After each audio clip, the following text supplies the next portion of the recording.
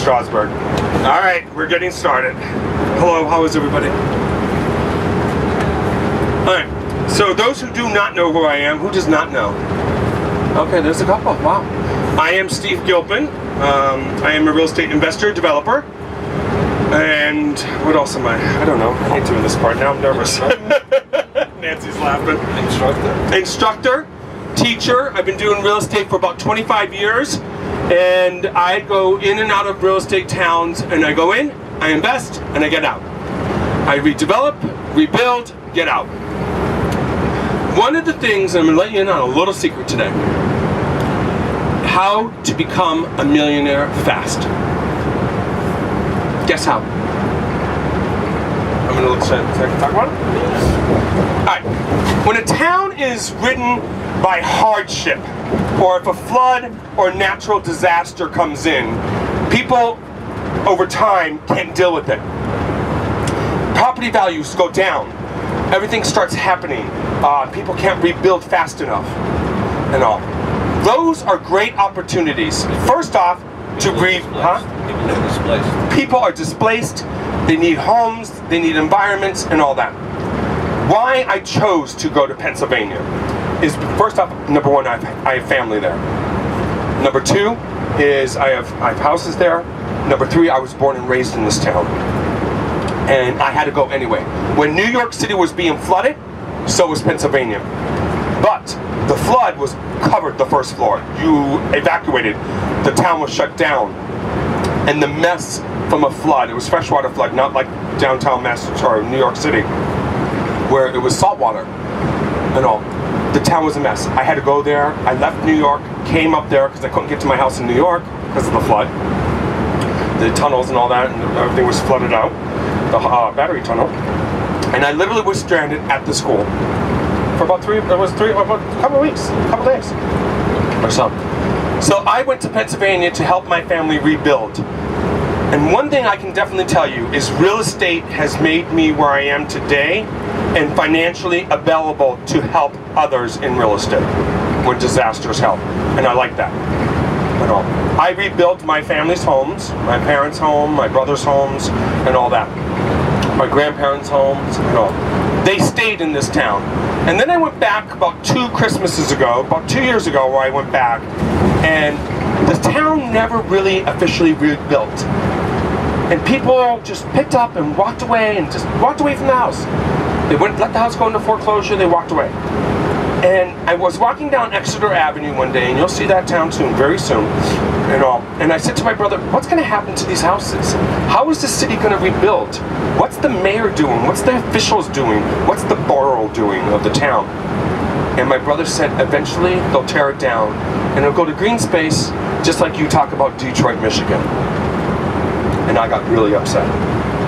So I decided to put a company and a plan together to revitalize not just this town, but every town that is hit by natural disaster. And this is the secret, ready? When you have a recession and you come out of the recession and you watch the recession when the market starts picking back up, and how many people think we're still in a recession? Yeah? We're the winter months. We're going into it again. It's the winter months. But come this spring, let's just put it this way. So I'm going to turn sideways, and I'll have to balance myself here. Let's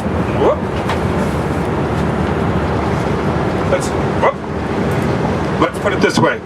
Oh, I guess I'm going down here. When you come out of a recession, do you ever hear the thing is that the train has left the station, or the roller coaster is about to go uphill? Well, that is the scenario and the image I give about the real estate market. Real estate has always been a roller coaster. Always. It goes up, it goes down like that. It's cycle. It has done it always. There's seasons. I don't care if you live in Florida and you say there's no seasons. There's seasons in real estate. Okay? Right now, October 15th on, heat has to be turned on. People are going to want to sell their properties. There's going to be some great deals. The people that need to sell their properties before foreclosure are going to be selling them now, and they're going to be giving them at discounted prices. Okay? So those are the things you want to look for. Also, when a town is hit in a recession by a natural disaster, There's your 2 secrets. What was that? Whoa. Wow, I'm losing gold. So when the town is hit by natural disaster and all, you have 2 whammies. It happened twice. They got the flood, and then they're during a recession. That's where money is made. It is what it is. That's where investments become. And the good news is you also get to get a return on your investment. You get to capitalize on that and all.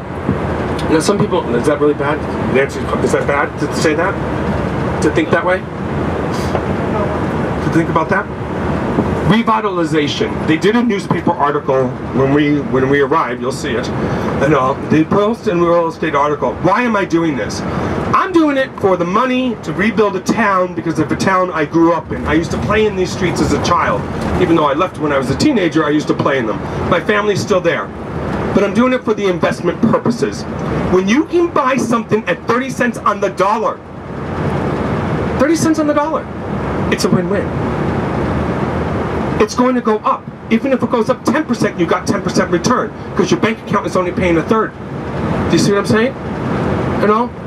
Right now, the market is starting to climb. We're looking at anywhere from 100 to 165% return, and we still are doing estimates of 15% below market value. If we really, and the market does come back and it starts climbing, and we hold these, we'll even get higher than 150, 165% return. The other part of it is, we're actually taking these blight homes and the property values in this neighborhood and we're repairing them, getting them back in the market because they would have been torn down by the flood or FEMA would have came in. Or for real estate agents in the salesperson's class, well, I always screw this one up, eminent domain. Eminent domain. It's a funny thing because I used to say intimate domain. And people would look at me and Nancy would go, what is that? Eminent domain. The city actually could take back the property. Cities don't know that, and small towns don't know how to really run and do that. So that's what we did. We came into this town. I now have 14 homes with the REITs and all that in this small town. We are rebuilding it. The city and the mayor and everybody, you're going to meet them as soon as we hit the ground running. You're going to see the houses. You're going to see the first house it starts off on. And all the newspapers and all the local media there, it talks about Steve Gilpin from New York City and MYREI with the power team coming to this town, and they're revitalizing our town. And it's a huge article, and it's a huge deal there. You know, we're also doing it for the return. And it talks about you guys as the investors going into this town, that they're receiving 30% or more plus in revenue and profits. And it talks about being a win-win for the town and for the people of New York. So some people love us, and then you have the opposition side of it. Some people hate us. They don't want us to invest in their town. They don't want us to fix up their town. And those are the small-minded people that don't want change. And they're the same people that didn't want change in Detroit, Michigan. And I handled that very easily, and I'll tell you why. Because they love this town and they adore it. Put your money where your mouth is, simple as that. And that's what I said to them. And if you love your town so much, it's about to become 7 Mile Row in Detroit, Michigan. And if you don't know what that means, pull it up on Google. Bankrupt, burned out buildings. Nothing. No jobs, no income, no nothing. It's worse than the Depression. And all. They're only 5-year to 10-year plan. That's it. If they go in the way they're going. So it's really trying to change the mindset of that. And that is one thing I'm good at with the power team, is changing the mindset of a town and how to run and rebuild after a disaster. Why do I do that? I've done it in Florida, I've done it in Massachusetts, I've done it in Boston, I've done it in New Hampshire, I've done it in New York. We did it in our buildings in New York. We did it for developments during the recession. We did it in this town, Pennsylvania. We do that. That's what I do. That's what I love to do. And all. That's where millionaires are created. One of the town officials said, Steve, back in the 1972, my wife and I did real estate. We couldn't stand the fact that the town was hit with the flood, and we bought up all the properties. We became instant millionaires overnight. That's what he told me. He says, I'm glad you're providing wealth for your family and your friends. That's pretty cool. Because that's why I'm doing it. I'm not doing it for myself, I'm doing it for my kids, I'm doing it for my family, I'm doing it for the power team, etc. I love doing it. And real estate's in my blood. I've been doing it for 25 years. So that's why we're going to this town. You're getting the maximum return of greater than 30% to invest in this town, and I'm actually going to help revitalize this town. So we're actually going there to change things, and all. And don't worry, if we have opposition, Pennsylvania is a gun state, and we'll have a sharpshooter on the bus with us today. His name is Reo Gilpin, and he is my brother. All right, and he does all of our construction and all. He worked for the Hilton Hotel and all, and we actually are creating jobs. We opened up a company called Pennsylvania Institute for Real Estate Investors, Casa Mesa, which is an interior design firm, a design firm that actually does painting and revitalization. We opened up GLAMS, now a nonprofit organization to rebuild towns and give back by building parks. And you're going to actually see those parks today that we're building, botanical gardens and all. So we're doing that also with this town. And we're buying up all the properties. All right, so my name is Steve Gilpin. Ask any question as you go. And here it is. This is the lady that's always behind. Every man has a lady behind him. And really, she runs the nest and she rules the nest. Huh? That's lovely. She's one of my favorite people in the world. I've learned so much from her and all. I adore her, and she's actually a brilliant, brilliant woman, and she really is the woman of the power team. Ladies and gentlemen, Nancy Mosca. Wow. Very nice. I was wondering who he was talking about. Thank you, Stephen. Boy, are you excited or what? I know I'm excited. Give me a woo-woo. That's what I'm talking about. Now, again, my name is Nancy Mosca. I have met some of you personally, but this is the first time that I'm seeing others. So just to give you a little background about myself, I have been practicing in the practice of real estate, licensed in New York for a little over 20 years. But since 2009, I'd say 2008, 2009, I have been on the investor side of it with broker price opinions and short sale properties. When you are doing that type of real estate, we're pretty much dealing in the distressed sales.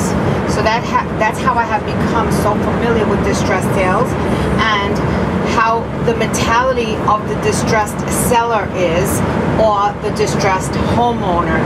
And that's what I have brought to this team, actually. Where is he? Right here. Steven.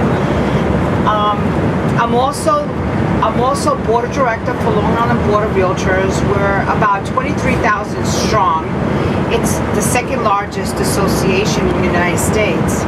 And I am on the board of directors for New York State Association of Realtors, which we're 100,000 strong. And we represent. And being a board director, what happens is, for those students that are on the bus, when we're working with our clients, we're advocates on behalf of our client. So now these positions puts me in a position as an advocate for licensees. And so when there's policies and procedures coming down, new laws that are coming that are going to affect our licensing, we're there firsthand as an advocate for licensees to see if that's going to work, if it's not going to work. The great part about that is that we get to sit down with the legislature, we get to sit down with councilmen, senators, we get to sit down with the people that are running the towns, we get to hear what's going on. And we do have our finger on the pulse of the communities. Just like right here in Pennsylvania, where John's going to come up soon and he's going to tell you all about it as well. Having your finger on the pulse of the community allows you to be able to service the people that need to be serviced. And we're not just talking about, yes, this is an investor tour. Yes, we are opening your eyes, making you aware of the possibility on how to make money in real estate. Maximum return on investment. Maximum return on investment. But then there's another part to that as well, which is the human being part, the nature part. So on this bus tour, we teach you all the realms of the business, not just going in for the kill, you know, even though we do kind of get it. There's a little something that comes with going in with the kill, but understanding that we are dealing with people, right, and we have to be empathy oriented as well. Now, would we love for everyone to have their homes, especially after a natural disaster like Tropical Storm Sandy? Yes. Did they want to leave? No. We understand that.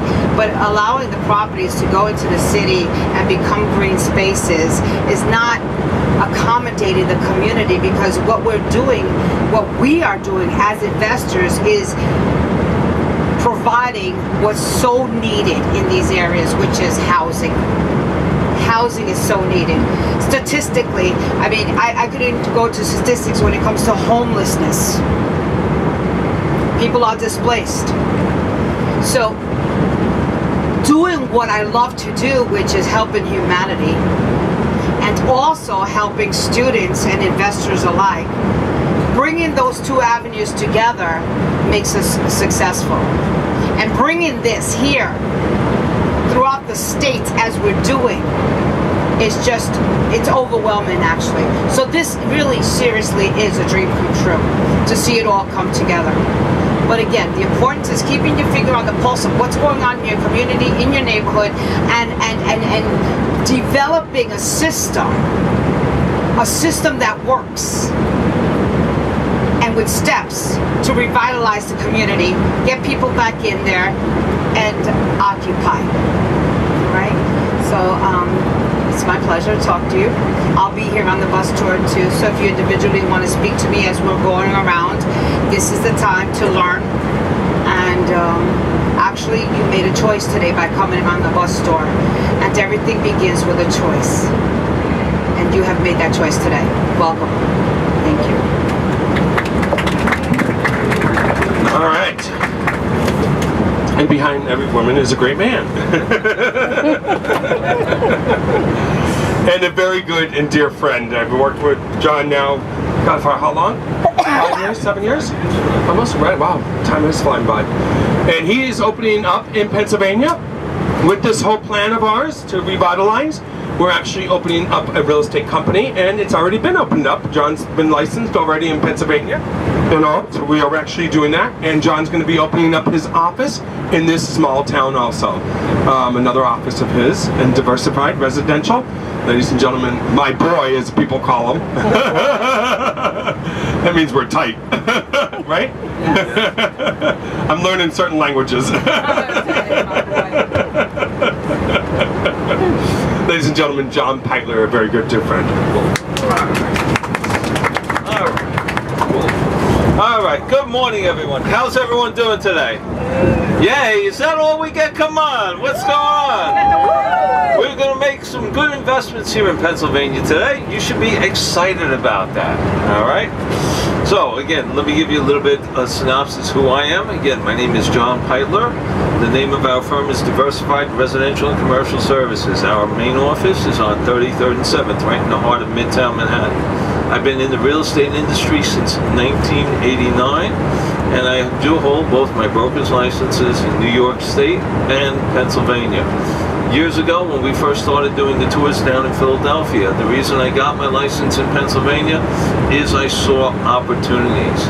And opportunities, when they present themselves, sometimes you have to jump on them because you don't know how long they're going to last. Things in Philadelphia have been blossoming. We actually purchased a building a couple months ago that is going to house our Philadelphia office. And lots of exciting things are happening there. We're working with the city of Philadelphia, again, to revitalize that city as well. Because what happens, unfortunately, because of certain situations, like even here in West Pittston, there is depression, there is recession, and people leave a city or a town because of one reason or another, but they really don't want to. Like when the flood hit West Pittston, a lot of people were forced to move because their homes were destroyed, and they want to come back, but they don't know how. They need help. The houses are lying around, the houses are lying vacant, and there is no one there to help them. Some of these people, unfortunately, do not make lots of money. They're low to moderate income, and they can't afford to come in, invest money, and rebuild their own properties. But they can turn around once the property is built and afford a new mortgage and buy that property. And that's very important, because what we're doing, we're actually creating not just investment, we're not just making money, but we're also creating affordable housing for people. There are many people out there in the world who unfortunately cannot buy a home in Brooklyn or Queens because it's too darn expensive. You know, home prices in Midtown Manhattan. There were big articles in the AM New York, Newsday, and the Post that Manhattan is becoming a city for the wealthy, and it's pushing people out. And even the boroughs. Brooklyn this year has been noted as the borough to surpass even Manhattan with rental increases. So where do the people go? You know, if you can't afford a $3,000 a month rental apartment, where do you go? And by coming into certain areas, like here in West Pittston, Philadelphia, other areas even in New York, we can revitalize these areas. We can turn them around. We can make housing affordable for some people. And this is important. I mean, there are people, truthfully, guys, who commute to New York City every day from these areas. Every weekend. Every weekend. I do. Every weekend. Steve comes down here every weekend. Because these are beautiful communities.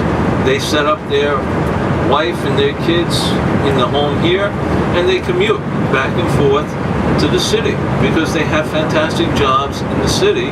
But even though some people might be making $70,000, $80,000 in Manhattan, they can't afford a 3-bedroom, 4-bedroom home in the city for that. You know, we also do financing in the office, and one of the interesting things that we've been seeing about financing is the pendulum has swung the other way. And what I mean by that, in the heyday, 2001 to 2007, you used to be able to get a mortgage like that. We used to tease some of the wholesalers that came to our office that they use the mirror test to approve people. What the mirror test is, you get one of those little cosmetic-sized mirrors, put it under their nose. If it fogs up, that means they're breathing, they're alive. Go ahead, give them a loan. Don't worry about it. But unfortunately, we see where that led the economy. Unfortunately, people got mortgages they couldn't afford. People were getting loans $600,000, $700,000, $800,000, and they were making $40,000, $50,000 a year. It doesn't make sense economically, and we learned, unfortunately, the error of that way. Now you have people who are looking in these areas, the Poconos, Stroudsburg, West Pittston, Philadelphia, because they can afford the homes there. You know, we take a home, we market it for $140,000, and that's very affordable. You can raise your family here, and you can afford that mortgage. And that's what the important thing, and that's why this is going to revitalize the area. There's a lot of people are going to be moving into these areas because, truthfully, they can't afford other places. But they want a nice, comfortable place to live, a nice community, and this has a lot of humanitarian benefits too. Because, again, we're building communities, we're building up people, and more importantly, we're even giving people a sense of self-worth. They're buying property, they're feeling comfortable, and they are raising their families. So this is why you have to look for opportunities. Wherever you can find it, look for distressed areas like Steve was talking about before, because this is where you're going to get, where you're going to be able to make your money. Remember, more millionaires are made in down times than in up times. Because again, simple principle, we're buying low and selling high. Very simple economic principle. So again, guys, we're going to be heading into West Pittston soon to start off the tour, and we're looking forward to this, and I hope you guys learn a lot and enjoy the tour. All right, guys.